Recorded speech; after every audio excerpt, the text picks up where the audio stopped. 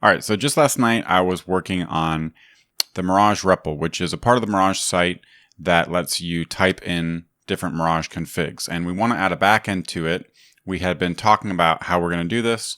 And last night I was experimenting with Hasura and using a Netlify function to help me add a privileged user to our Hasura instance. And so that's exactly what I want to show you right now. I want to kind of go through it from scratch because it's pretty simple, but you just have to know all the moving steps.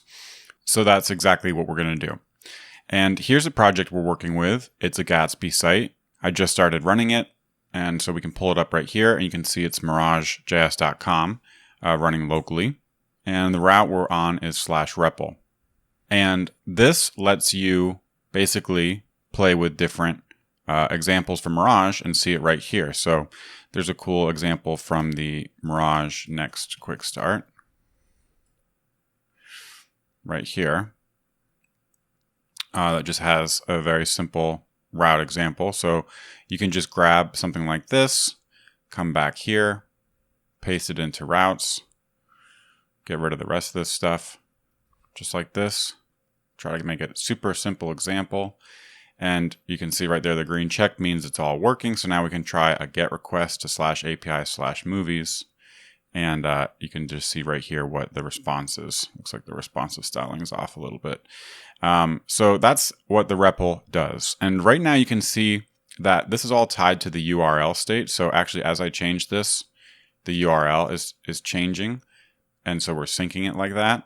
And we are adding a backend so that you can share this more easily because all of this state right now is stored in the URL, which has some issues. It's long, it has length limits, and we just want a real backend for things like sharing and forking and stuff like that. But if you copy this and open it in a new tab, you'll see that it does load the config. So ultimately what we're going to be working on is making it so you can load this from the Hasura backend, right? So we need an API that we can call to from this page where we can save configs and load configs by ID. That's the idea. And to start out, we're only going to be allowing creates and reads, so not deletions. And that's why we need auth. We can't just expose the entire API unauthenticated to the Mirage site here because it would be exposed over the public internet.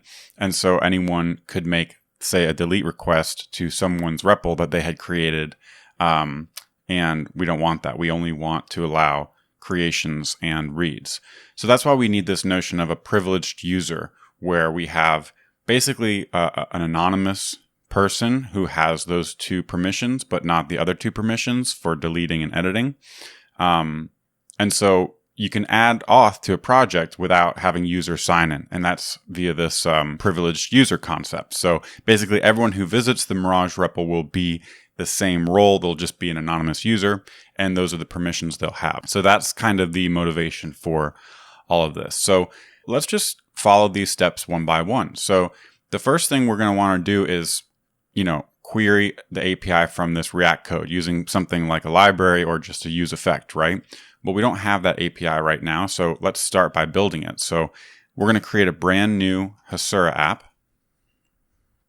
And we can come here to Hasura, and they have this new cloud offering, but we just want the open source.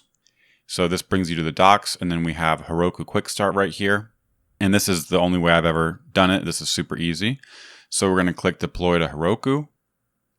Now I already have a Heroku account here, and so I'm already signed in, you can see. But if you don't, you could make an account for free. And let's give this API a name. We'll call it Mirage.js Site Backend.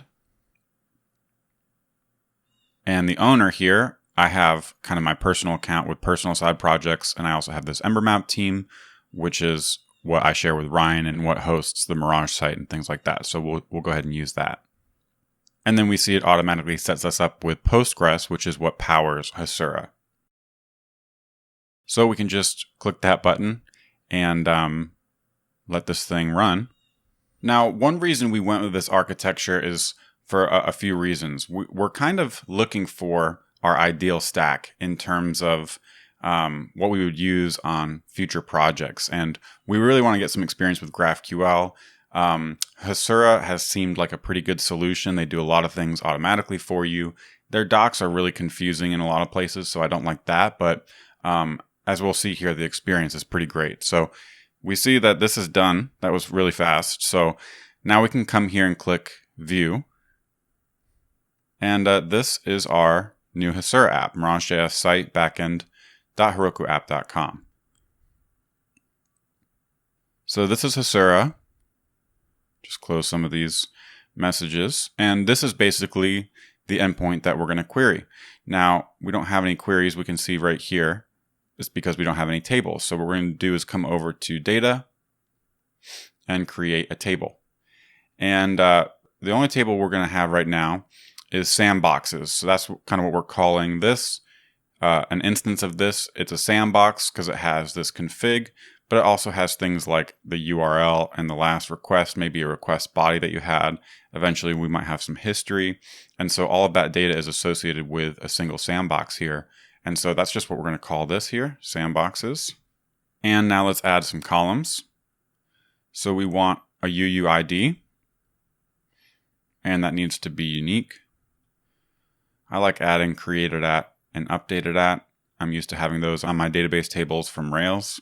And then to start, we're just trying to start with the very simplest case here where we save the config and we can load the config from Hasura. And all this other stuff we're going to leave in the URL for now. So let's just create a config column, and it's just going to be a text. And let's just go ahead and make that nullable for now. Primary key is ID. We don't need any foreign keys now. We see that the ID is unique. And that's it. We can just click Add Table. And that's it. So now we can just use this interface here to create a new record. And let's just grab this example again. Pop this right in here for our config. And save that. And so now we see we have one record in our database. So if we come over here to graphical, we see this kind of updates for us. And right there, we can just start querying this data. So now we can send this query right to this endpoint right here, and we can see the data that comes back. So this is pretty quick. This is why I love this. I mean, it gets us going really quickly here. So let's come back to our app and make that query directly from our code. So I'm going to stop my Gatsby app, and I want to use the Urkel library for making GraphQL requests, Urkel GraphQL. We might use this project as an opportunity to learn Apollo, but this is a pretty simple library, so we're going to use this for now. So we add Urkel and we add the GraphQL library as well. Go ahead and do that. And restart the server. So over here in the Urkel quick start here, we see we need to make a client, and then we can start querying data. So let's copy this code, come back to our source, routes, app.js. This is where we have, I think, all of our providers. Yep, right here for this app. So we can paste this in. I'm going to move this import here up to the top. We got import salad going on up here. And first we create the client, passing in the URL of our GraphQL endpoint. So back in Hasura, we can grab that right here. Just like that. And then we just need to wrap our app in this provider. Let's go ahead and rename this provider because that's kind of generic as Urkel provider.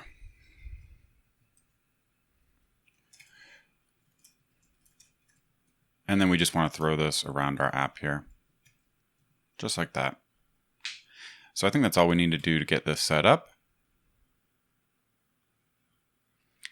And then now we should be able to query some data using the useQuery hook.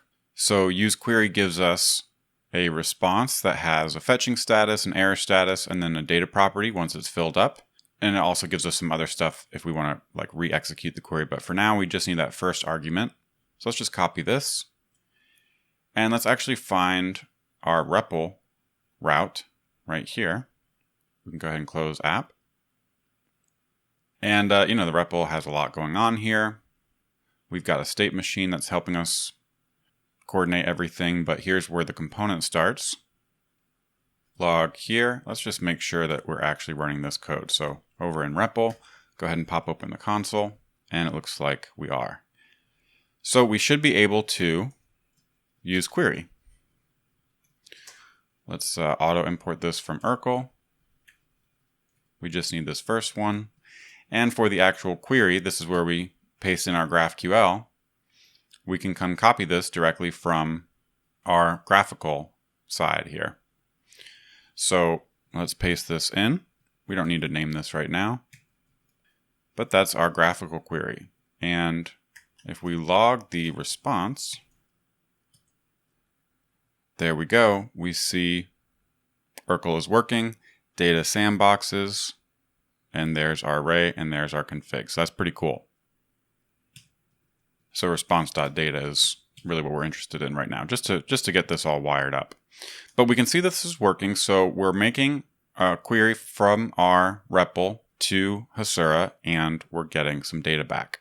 So that's great, except the problem is our API is completely unsecured right now. So the way Hasura works is when you start a new Hasura project, you get this API just like we have, and we have one role, basically, it's admin, and everything is admin right now. So there's only admin privileges.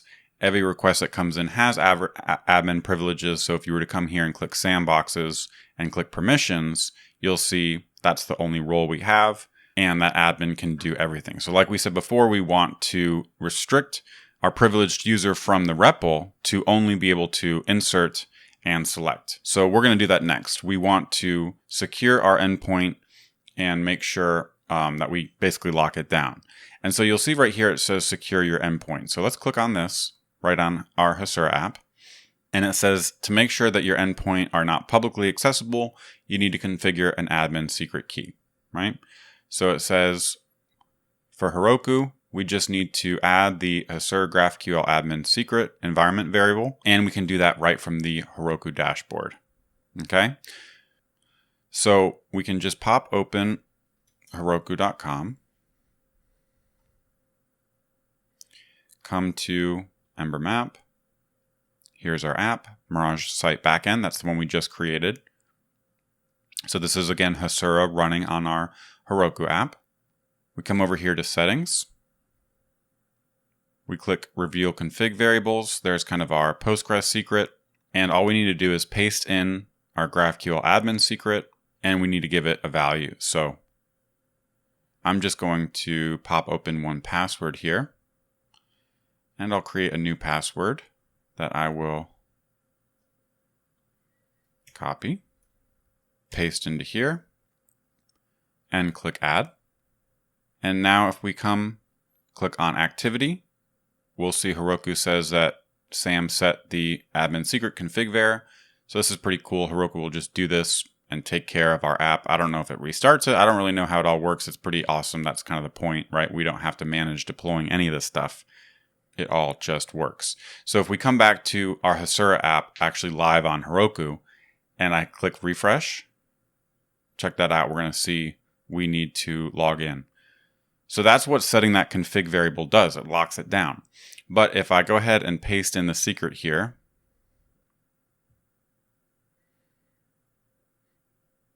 and I can save this for Mirage.js site backend, so I can log in again, we see that that login worked. And so now we're back as an admin status, basically, here making requests, and we can see the data, right? But if I come back to the REPL and refresh, check this out, undefined. Now, if we come up to the network tab, we'll see our request right here. This is where our app is making the request. We can see it's making a request to Mirage.js site backend.herokuapp/GraphQL. That's our endpoint. And we see it's giving us an error that we need either the admin secret or the access key required, but it's not found. So now our endpoint is basically secure, so anyone on the internet can't just do whatever they want to our data. But we see right here, we can still get in with the admin password. And in fact, we can see all that this app is doing is hitting our endpoint with this as a header, x Hasura admin secret with that secret value. So that's basically how it works. And so we could just have our REPL also send over this x Hasura admin secret header, and then it would be able to do everything that it could before. But we don't want to do that, right? We want the privileges on the REPL to be different from our admin privileges. That's the whole point of this. So this is where authorization comes in. I don't know about you, but this auth stuff is always kind of tricky in my head, so it just helps to refresh. We're doing authentication and authorization here. Authentication is verifying that you are who you say you are, and authorization is whether you have access or permission to do certain things. I think it's so confusing that they're called almost the same word, and so a lot of times I'll substitute the word permissions for the authorization side. So it's authentication and permissions. It helps me to think of it in terms of a badge, right? If you walk into an office building, you have a badge on, the first thing they're going to do is look at the picture on the badge and then look at you and see whether that matches. That's authentication. You are the person who you say you are. So Sam Selkoff on the badge, and I actually am Sam Selkoff. So I'm authenticated as Sam Selkoff. And then the question is, can I get to the 10th floor where, the FBI is? Well, that depends on the permission level of my badge. Do I have like a red stripe on it? If so, then I am authorized or permitted to go to the 10th floor. So that's the two aspects of this. And now that we've secured our endpoint, we have one role, which is the admin role, which has permission to do everything. We need to create a second role called user that's only permitted to create and read. So back here in the Hasura docs, you'll see we have authentication and authorization over here. And that's what we just talked about. And if you read these docs, it says authentication is handled outside of Hasura. Hasura delegates authentication and resolution of request headers to your auth service, existing or new. Your auth service is required to pass a user's role information in the form of session variables like x Hasura role, right? So that's what we want to do first, because we need our REPL to authenticate, right? If we come back here and look at the error, it says we don't have either a secret or an access key. So we need to first authenticate our REPL.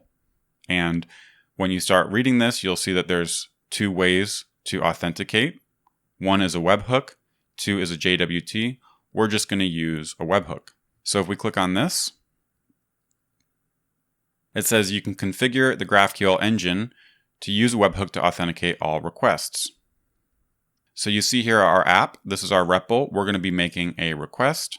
And then before Hasura can return us the sandboxes back, it's going to make a request to our auth webhook and make sure that there is a user that is valid and associated with that request.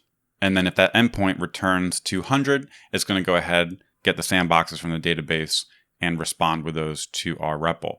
So we're going to use this because we can do this using a single Netlify function right in our REPL. So the REPL is a Gatsby site that we have deployed on Netlify, but Netlify also lets you deploy serverless functions. I think they're Lambda functions, and it takes care of all the deployment and everything for that. So all we need is this webhook here that we can point Hasura at, and if it responds with a 200, then Hasura is going to be okay to go ahead and do its thing. So that's basically the architecture we're doing here.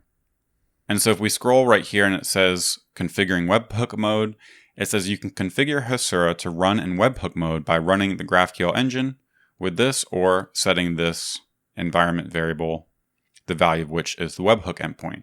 So this is where I think a lot of the docs here could use some work, because this whole process is pretty simple, but it's buried a lot in a lot of this language, and it took me a little bit to understand all the pieces. But basically, to tell Hasura that we want it to use a webhook, we just need to set another environment variable. So this is pretty awesome, because this is such an easy thing to do, right? We just come back to our Heroku app, come back to our config variables, and just throw in this auth hook, right?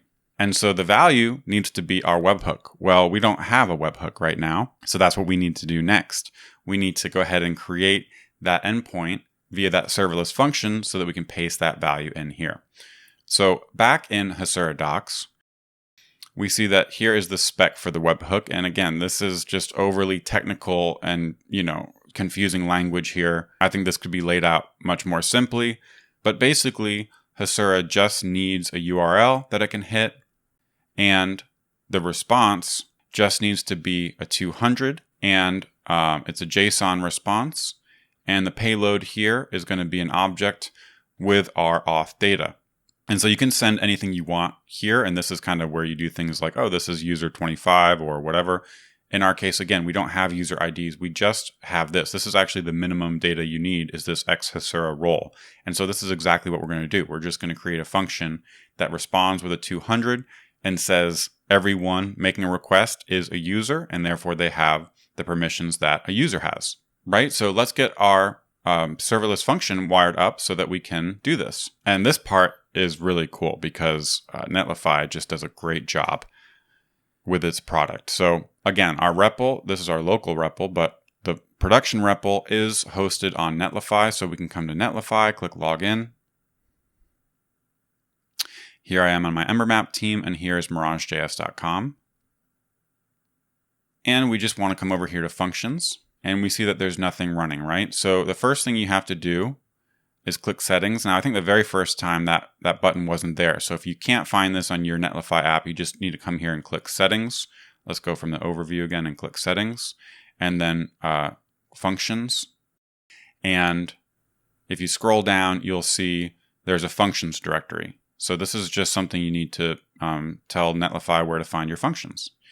And so we're just going to call this /functions. And you can do this in your project as well with a netlify.toml file, but I think then you have to do a production deploy of your app for that to get picked up. So if you do it like this right here in the interface, this will be basically effective immediately. So now Netlify knows to look for functions in this directory, and we can check out these docs. These docs are just very clear, very concise. I really liked them when I was looking at them last night. This tells you what we just did, which is you manage them under the functions tab. And then basically you just push them. I mean, there's nothing else to it. Once you do this, I guess I should have done a dot here. ./functions.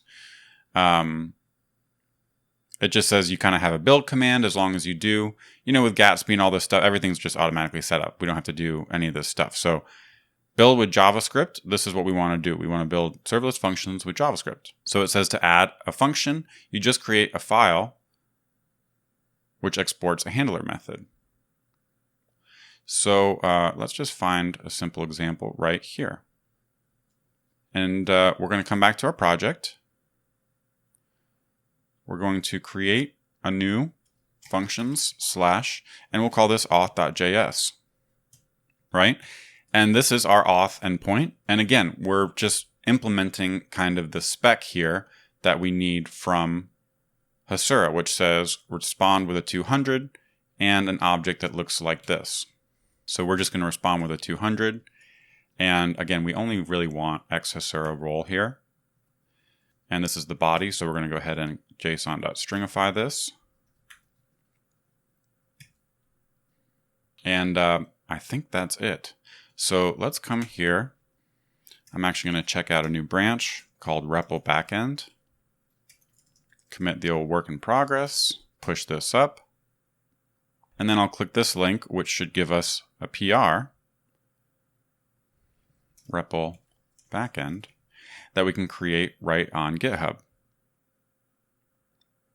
And so with any luck, this kicked off the Netlify branch build, which it looks like it has here. So if we come back to Netlify and we scroll up and click on deploys, we should see this is building.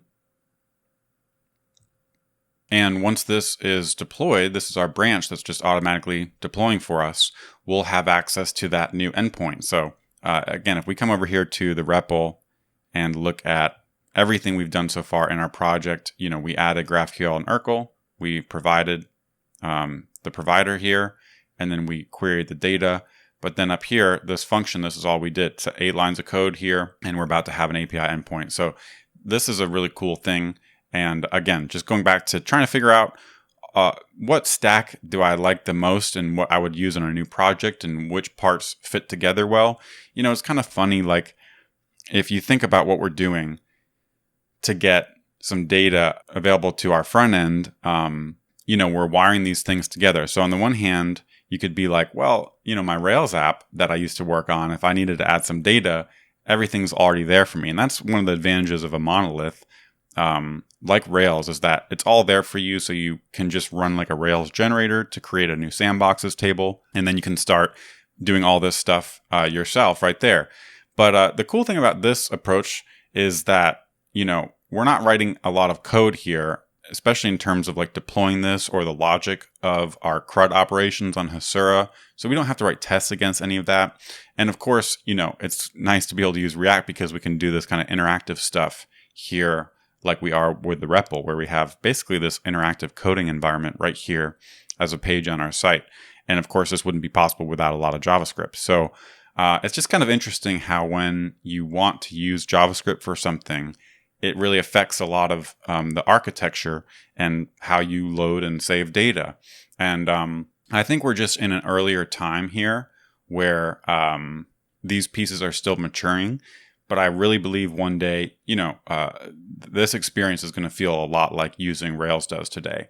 It's just that we're early and the boundaries of all these services are still being worked out. But, the Netlify experience is super polished, have never really had a problem with it. And these other services, I think they're just going to get better. They're going to get more streamlined. They're going to get better documented.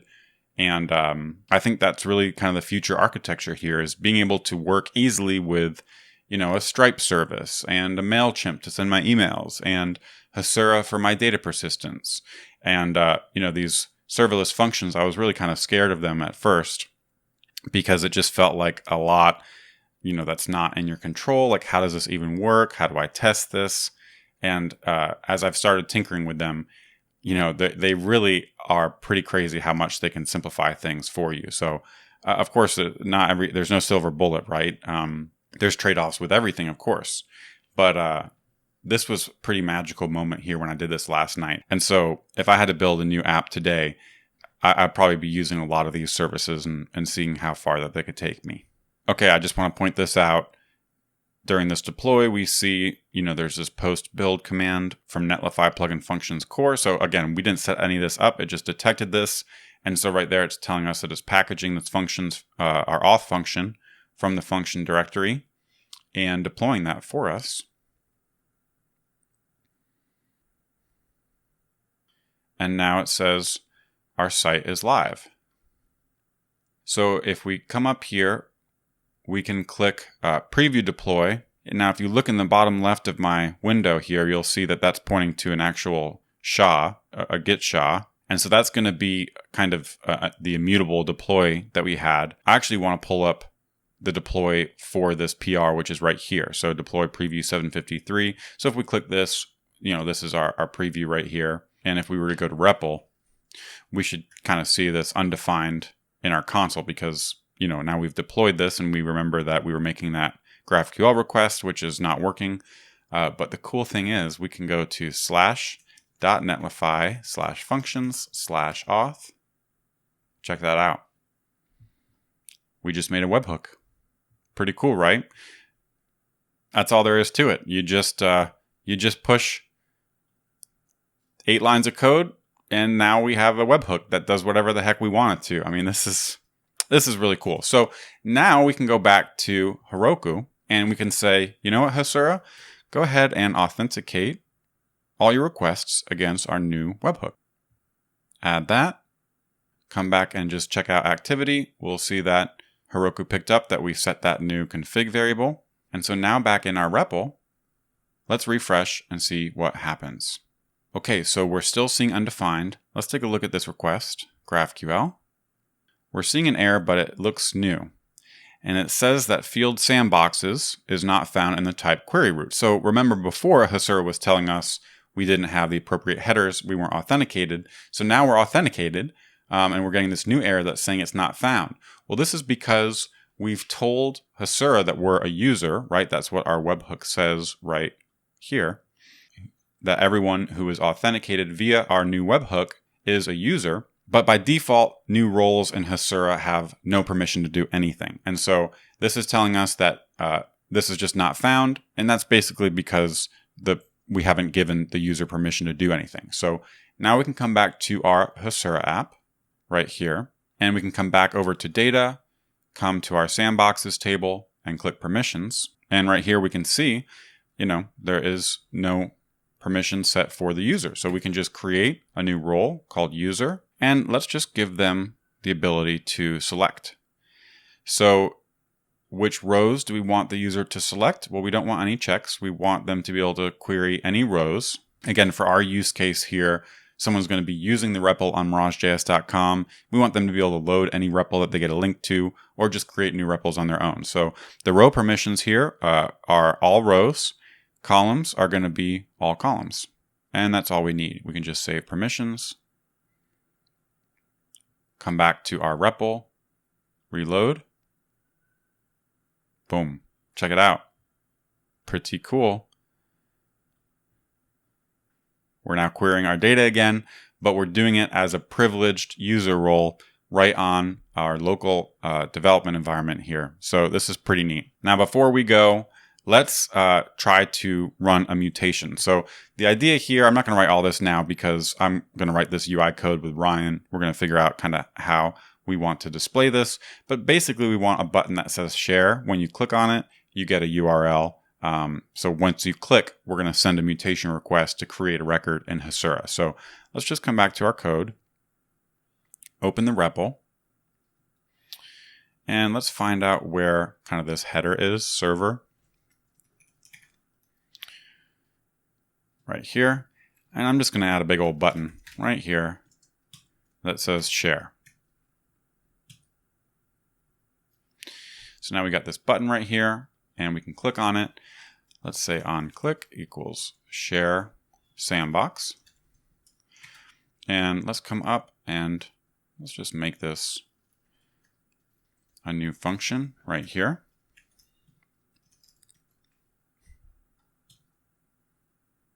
And when we click on it, we see sharing. So here's where we want to actually make a mutation request to our Hasura backend. So let's come back to Urkel and see how we use mutations right here. So sending a mutation, we get this use mutation hook where we pass in our mutation request. So I'm just going to copy all this, come back to our code.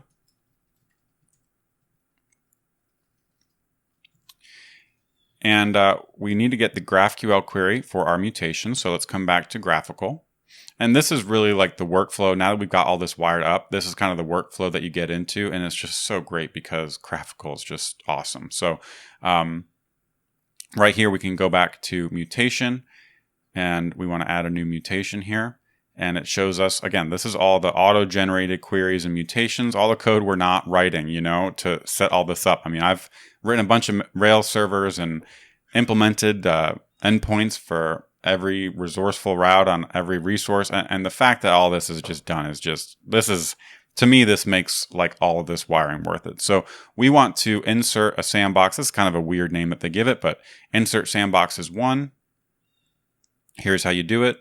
When you create a sandbox, you just pass in a config. So if I were to just pass in ASDF right here, let's go ahead and get rid of this query and hit play.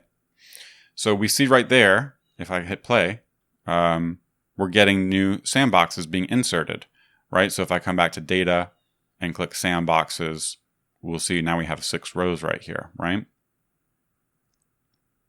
So this is like a static mutation that creates a sandbox with a config value of this, but we want to use variables actually. So right here, if we just click the variable button, now we're creating a mutation with a variable. This is just kind of how GraphQL works. And we can call this config. And then the query variables down here is JSON, and we can just pass in config as some value, right? And so now when we hit play, we're getting that new data again. So now we should have, 11 rows.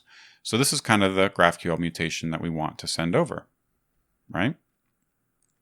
So we can just copy this, come back to our code, paste it in here. And let's call this create sandbox. And we can see we just passed that into use mutation, which we need to go ahead and auto import from Urkel. And we can just delete this. This call gives us these two values back, which if we switch back to the Urkel docs here, it will describe this. Similar to the use query output, use mutation returns a tuple. The first item contains fetching error and data status. Unlike the use query hook, use mutation doesn't execute automatically. To execute our mutation, we have to call this function, right? So this function is really create sandbox, right? That's the function we get back. And then this is the create sandbox response. That's kind of like the status. But really, we just need to call create sandbox from our button click handler. So let's just try create sandbox. And let's come back to our REPL. Clear our network requests, clear our consoles, and click the share button. And there we see our request went through. We have an error. No mutations exist. So again, we're seeing here our permissions working for us. There's no mutations that exist at the root of the schema for the user role. And so our backend is just telling us this very useful information. Basically, the user is not authenticated to do this request. So we'll come back to data, come back to sandboxes, come back to permissions, and let's go ahead and let our user insert data. They can insert rows without any checks. And as far as the columns we want them to be able to set the input for, well, ID is auto-generated. Created at and updated at is auto-generated by Hasura. So let's just let them insert config only. And we'll go ahead and save that. That looks like it's updated. Let's come back to our REPL. Let's try this again. Share. Check that out. We got the return value here with our new ID, and our sandboxes went up from 11 to 12. Now let's go ahead and get the return value of the config as well. So we can return not just the new ID, but we could get the config value as well. And so if we share again, here's the response from our mutation. We're getting the ID, but the config value is empty. And that's because our mutation has this variable, but we're just calling it without passing anything in, right? We can see right here that this function takes in a variables object, and that's how Urkel will basically wire up the variables that we defined in our mutation. So we can actually just pass in a config just like this. Hello from REPL. Now, if we clear and click share,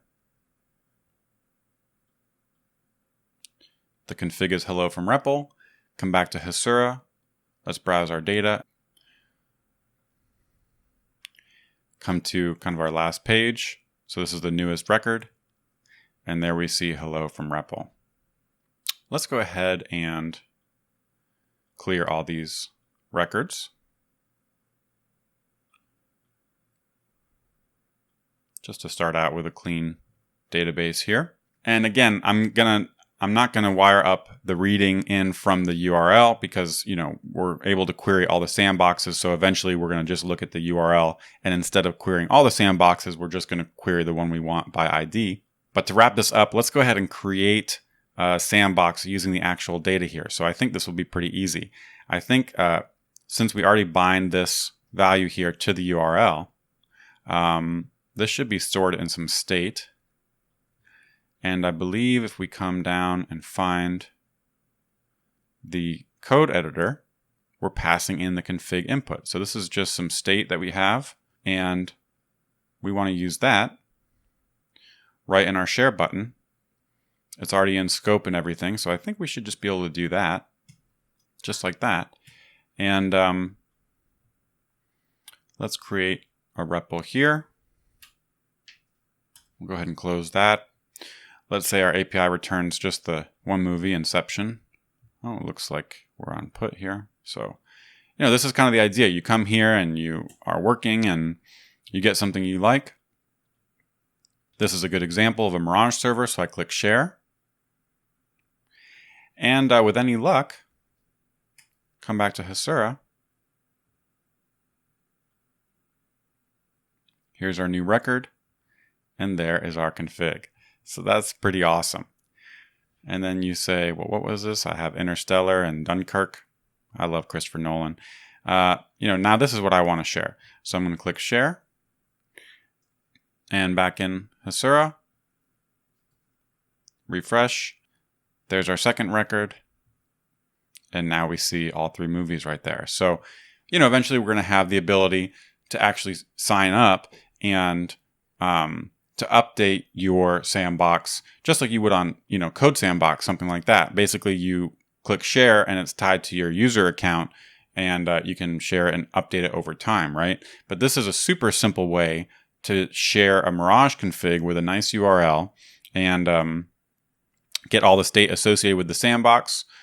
Again, right now we're just storing the config, but eventually we're going to have the request and all this stuff as well. So I can just send you a really quick example. If you're having trouble with something in Mirage, this basically comes up a lot in our support. And now it's all working. So just to recap, we created a brand new Hasura app with a single table called Sandboxes, which is pretty simple. It just has an ID, created at, updated at, and basically one important field for us, config. We started querying that from our React app using the Urkel library here, but that was unsecured. So then we secured it by coming over to our Heroku app and setting the GraphQL admin secret variable. That locked down our endpoint, and then we needed to figure out how we were going to authenticate users from our REPL site, and we decided to use the Webhook version. So to enable that on our app, we set the Hasura GraphQL auth hook environment variable as well.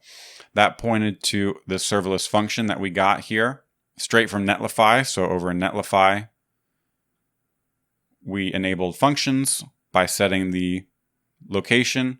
And then in our PR, we created a function called auth, which just returns a 200 to every request it gets and says, yep, you are a user. We opened a PR, which auto-deployed that.